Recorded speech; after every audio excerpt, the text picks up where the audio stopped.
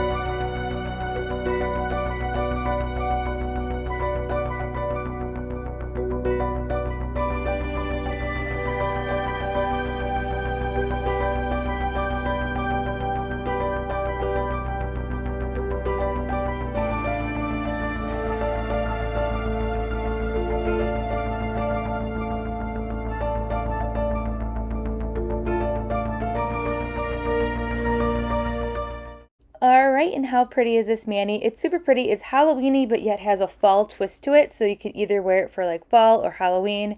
And then I'm going to go in with some Glitzy Oil. This is in the scent Smelly Garbage, and it smells amazing. It's hints of pumpkin, marshmallow, and cinnamon. Super yummy. So I really like how this mani turned out. I'll go ahead and link everything in the description box below so you could try and recreate this mani yourself. If you tried any powders from Acrylic Fetish dip powders, let me know what your favorites are so I can check them out. And I'll see you in our next spooky video. Bye!